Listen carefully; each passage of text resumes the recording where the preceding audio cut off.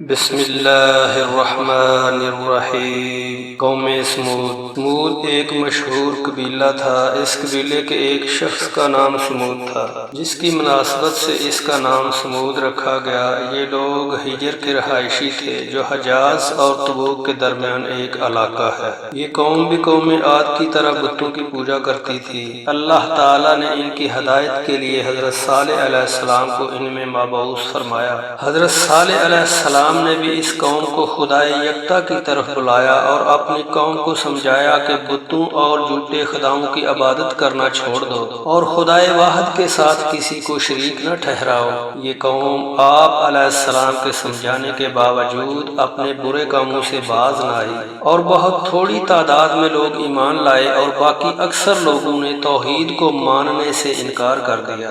صالح علیہ السلام نے اپنی قوم سے کہا کہ اے میری قوم، ایک خدا کی عبادت کرو۔ صالح علیہ السلام نے اپنی قوم سے کہا کہ اے میری قوم، ایک خدا کی عبادت کرو، اس کے سوا اور کوئی تمہارا معبود نہیں ہے، اور تمہارے پاس جو اللہ کی طرف سے معجزہ آ چکا ہے، خدا کی اونٹنی، جو تم لوگوں کے لیے ایک معجزہ ہے، تم اسے آزاد چھوڑ دو اور تم اسے کسی طرح کا نقصان نہ پہنچانا، اور اسے اللہ کی زمین میں جہاں چاہے چرنے پھرنے دو۔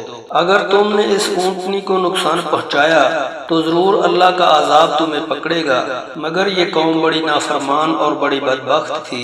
یہ لوگ پہاڑوں کو تراش تراش کر اپنے رہنے کے لیے گھر بناتی اور سنگ تراشی میں بڑی ماہر تھی۔ اللہ تعالیٰ سورہ حجر میں فرماتا ہے، اور وادی حجر کے رہنے والوں نے بھی پیغمبروں کو جھٹلایا۔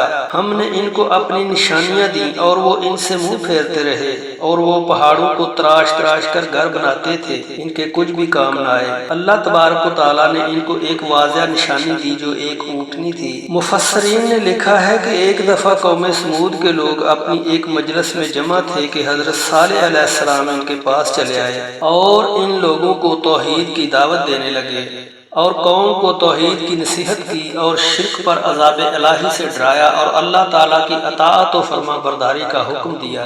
تو اس پر قوم نے آپ علیہ السلام کو طنزیہ طور پر کہنا شروع کر دیا کہ اگر اس پہاڑ کی چٹان سے ایک اونٹنی جس کی عمر 10 ماہ ہو اور وہ حاملہ بھی ہو اور لمبے قد والی اور خوبصورت ہو اور دیگر صفات کا بھی ذکر کیا، اس پہاڑ کی چٹان سے نکال دے تو ہم آپ پر ایمان لے آئیں گے۔ اس پر آپ علیہ السلام نے کہا کہ اگر میں تمہاری بتائی ہوئی نشانیوں کے مطابق تمہارا مطالبہ پورا کر دوں تو کیا تم ایمان لے آؤ گے اور میری لائی ہوئی شریعت مان لو گے اور میری رسالت کی تصدیق کرو گے؟ اس پر اس قوم نے کہا کہ ہاں۔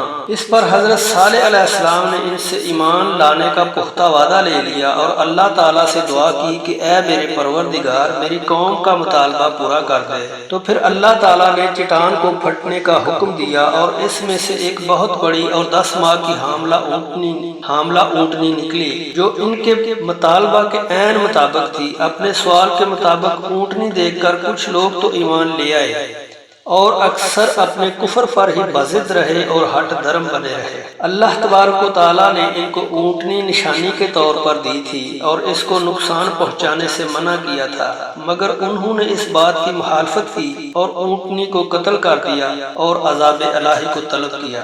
اللہ تعالیٰ نے فرمایا کہ شہر میں 9 آدمی تھے جو زمین میں فساد پھیلاتے پھرتے اور اصلاح کی کوئی کوشش نہیں کرتے تھے۔ ان لوگوں نے پورے قبیلے کو اونٹنی کے قتل پر آمادہ کر لیا۔ پھر یہ لوگ گھات لگا کر اونٹنی کی کونچیں کاٹنے کے لیے ایک جگہ پر چھپ کر بیٹھ گئے۔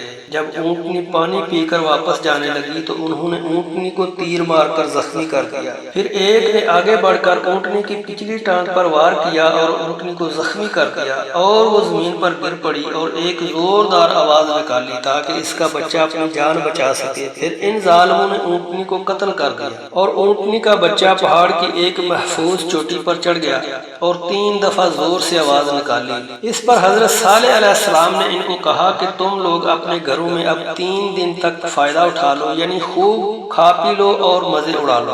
یعنی موجودہ دن نکال کر 3 دن کی مہلت دی گئی، مگر اس بدبخت قوم نے اس کو مذاق سمجھا اور پھر حضرت صالح علیہ السلام کو بھی قتل کرنے کا ارادہ کر لیا۔ انہوں نے ایک دوسرے سے قسمیں اٹھوا کر پختہ وعدہ لیا کہ حضرت صالح علیہ السلام اور اس کے اہل پر ضرور شب خون ماریں گے، کہ اس کے گھر میں ہم رات کو اچانک گھس کر اس کو اس کے گھر والوں کے سمیت قتل کر دیں گے، پھر اگر اس کے سرپرستوں نے کوئی خون بہا یا قصاص کا مطالبہ کیا تو ہم صاف انکار کر دیں گے اور ان کے ولی وارث کو کہہ دیں گے کہ ہم اس کی طاقت کے موقع پر موجود ہی نہیں تھے اور ہم لوگ سچ بول رہے ہیں۔ اللہ تبارک و تعالیٰ نے حضرت صالح علیہ السلام کی قتل کا منصوبہ بنانے والوں پر پتھر برسائے اور ان کے سر کچل دیے اور باقی قوم کی ہلاکت سے پہلے ہی ان کو ہلاک کر دیا۔ اور یہ جمعرات کے دن کا واقعہ ہے جو ان کی مہلت کا پہلا دن تھا۔ اس دن سمود کی قوم کے باقی لوگوں کے چہرے زرد ہو گئے جس طرح ان کو حضرت صالح علیہ السلام نے ڈرایا تھا،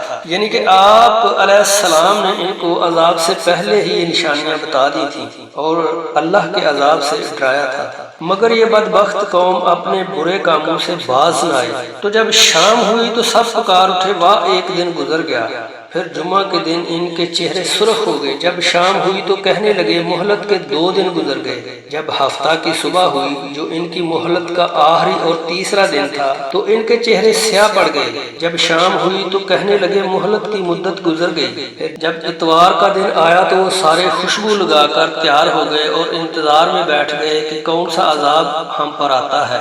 جب سورج نکلا اور چمکنے لگا تو آسمان سے ایک چیخ آئی اور ان کے نیچے سے زلزلہ آیا تو ان کی روحیں نکلنے لگی، جانیں تڑپ تڑپ کر نکلنے لگیں اور ان کے جسم ٹھنڈے ہو گئے اور ان کی آوازیں بند ہو گئیں اور حقیقت معلوم ہو گئی اور وہ اپنے گھروں میں اوندے منہ گرے پڑے تھے، محض ان کی لاشیں تھیں، ان کو ہنس و حرکت نہ تھی۔ یہ عذاب ایک چنگاڑ اور بجلی کی سخت کڑک اور آواز تھی جس کی وجہ سے وہ اپنے گھروں میں اوندے منہ ہو کر گرے پڑے اور اپنے انجام کو پہنچے۔